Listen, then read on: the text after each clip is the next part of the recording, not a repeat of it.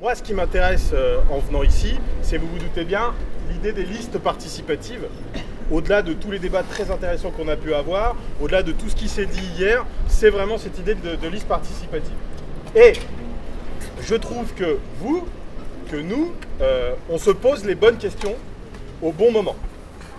Parce que les municipales, ça a l'air dans longtemps, mais en fait, c'est pas dans longtemps.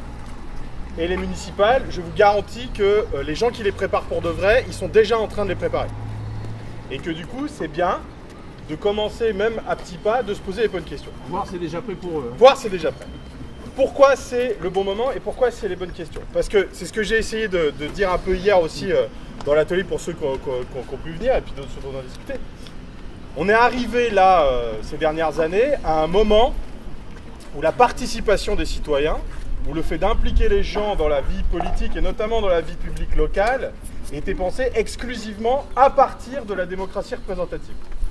C'est-à-dire finalement, et ça a été une évolution longue enfin, dans les années 60 et 70, il y avait cette idée que pour faire de la participation, il fallait prendre le pouvoir. Et c'est ça qui se disait dans les luttes urbaines dans les années 60 et 70, on fera de la participation une fois qu'on aura gagné la mairie. Depuis les années 70, on a abandonné cette idée. Très progressivement. Et on s'est retrouvé dans une situation où finalement, le participatif et la participation, c'était une espèce de bonus électoral. C'est-à-dire, on va faire confiance dans cette séquence post-électorale aux gens pour qui on aura voté, pour qu'ils nous mettent en place des dispositifs qui permettront aux citoyens, aux associations, peu importe, finalement, d'être écoutés, etc. Bon. Cette évolution longue, aujourd'hui, je pense qu'on peut être assez d'accord sur le fait qu'on a atteint la fin d'un cycle. Et il est très difficile aujourd'hui d'attendre des gens pour qui on vote qu'ils mettent en place des choses auxquelles on aspire en termes de démocratie. Et il est venu le temps de reprendre les choses là où on les avait laissées, notamment dans les années 70. Moi, je suis quelqu'un du vieux monde. Moi, je suis quelqu'un du vieux monde. Le pouvoir, ça ne se partage pas, le pouvoir, ça se prend. Et qu'à partir de ce constat-là, qui est relativement simple et relativement bourrin, on peut essayer de penser comment on crée de la subversion participative dans le processus électoral même. Et vous n'êtes pas nombreux, vous avez l'air de rien, mais je vous garantis que vous allez faire chier le monde. Je vous garantis qu'en disant que les gens doivent monter des listes électorales en dehors des partis politiques, en dehors des gens qui sont déjà en place, en dehors des références existantes dans le champ politique, ça va commencer à gêner. La question c'est, évidemment, et c'est pas moi qui vais répondre, comment on fait monter ça en place. Mais en vous écoutant, on se rend compte tout de suite que vous ouvrez une espèce de boîte de Pandore incroyable, dans lesquelles il y a des questions auxquelles on n'a évidemment pas répondu ce week-end, mais que vous avez posées. Qu'est-ce qu'on fait des partis? Parce qu'il y a des partis. Et que les partis, ils vont se pointer à un moment donné dans vos affaires et ils vont essayer de prendre de la place. C'était bien d'avoir Barcelona Nkomu parce que Barcelona Nkomu a réussi à convaincre au Demos, entre autres, de se mettre derrière une dynamique citoyenne. Et ça n'est arrivé quasiment que à Barcelone. Un peu à Madrid, mais moins à Madrid quand même. Et là, il va y avoir des discussions et les partis politiques qui vont venir vous causer, vous savez qui c'est.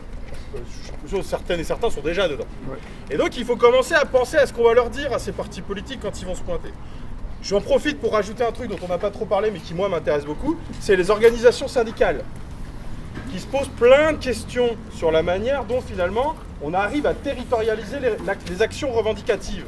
Est-ce que les organisations syndicales, elles ont quelque chose à faire avec les causes que vous allez porter? Qu'est-ce qu'on fait des partis? Qu'est-ce qu'on fait du leadership? Toutes les institutions de la Ve République, municipalités comprises, elles portent sur le leadership et quasiment exclusivement sur le leadership. Comment on va gérer ça? Ils ont géré ça assaillant, c'est pour ça que c'est bien qu'ils soient là. Mais ils ont géré ça assaillant, mais ça ne veut pas dire que ça va être facile à gérer partout. C'est quoi? Est-ce qu'on présente un maire dans les listes collégiales? Bon, bah ça, il va falloir en discuter aussi. Qu'est-ce qu'on fait du programme? Est-ce qu'on fait un programme? Peut-être pas, hein. Peut-être qu'il ne faut pas faire de programme. Peut-être qu'il faut faire un programme en faisant sortir des mouvements sociaux, mais dans les villes où vous êtes, de Saint-Tropez à Paris, on n'a pas tout à fait la même réalité des mouvements sociaux sur les territoires.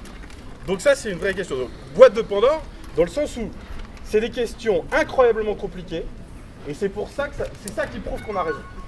C'est parce qu'on se heurte à des questions qui sont a priori insolubles qu'on est sur la bonne voie. Si on n'avait que des questions auxquelles il était facile de répondre, on se planterait. Mais c'est parce qu'on a des questions auxquelles on ne peut pas apporter de réponse qu'il faut continuer à se les poser. Moi, tout ce que je fais, c'est mon travail. Donc, quand je vous dis que je suis du violon, c'est parce que je crois au va-et-vient, la rue, les urnes, la rue.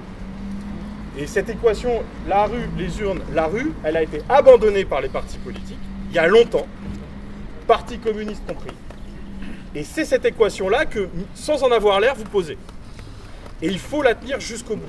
Comment on part de la rue pour aller aux urnes, pour revenir à la rue? Et ça, cette question-là, il n'y a que vous qui la posez pour l'instant. On a en France ce qui ressemble à un mouvement social. Aujourd'hui. Ce mouvement social, vous n'allez pas l'enrôler comme ça en claquant dans vos doigts. Mais ne perdez jamais de vue le fait qu'il existe. Et qu'aujourd'hui, ça commence quand même à craquer un peu partout. Et que finalement, les gens qui vont être confrontés aux prochaines échéances électorales, parce que moi je continue de croire aux élections, et c'est pour ça que je pense que votre mouvement fait sens aussi, c'est pas le Kinsey-Aimé, hein, on n'est pas chez les indignés, on est d'accord, mais le mouvement social il est là, et donc il va falloir lui parler. Et il y a une dernière chose qui m'intéresse beaucoup, alors je sais pas du coup si vous en avez parlé ou pas, mais moi de ma fenêtre ça m'intéresse beaucoup, c'est que vous êtes en train de dire tous autant que vous êtes, les problèmes de Paris, c'est les problèmes de Saint-Tropez, c'est les problèmes de Barjols. Aujourd'hui, le traitement gouvernemental des territoires différencie les choses. Il y a un traitement politique pour les villes, les grandes villes, il y a un traitement politique pour le rural, il y a un traitement politique pour les villes moyennes. On divise, on différencie, on ne traite pas les gens de la même manière sur le territoire. Vous, ce que vous faites, c'est que vous dites toutes les villes, de la plus petite à la plus grande,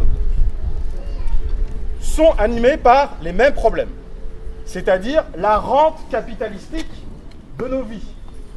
Nous sommes confrontés, où qu'on vive, aux mêmes entreprises, aux mêmes logiques de captation du pouvoir, à la même dépossession des pouvoirs citoyens.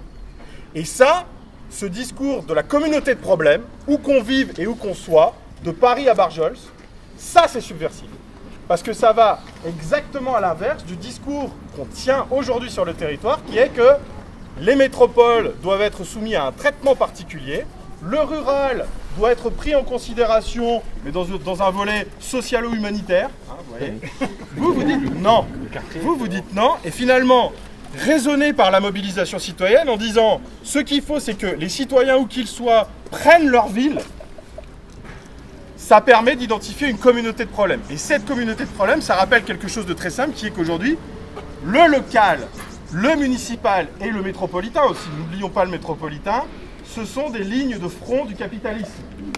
C'est là où s'accumule la rente dans les villes. C'est là où les profits se font. Et c'est là où les conditions salariales se détricotent. Aujourd'hui, on est dans une phase de destruction de l'État-providence. Et pour répondre à cette phase de destruction de l'État-providence, la solution, elle sera d'abord et avant tout locale.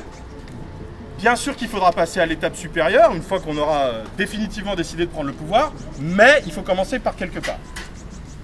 Ça m'inspire beaucoup tout ça. Ouais. Et donc merci. Merci et bravo, et puis j'espère qu'on va se retrouver bientôt.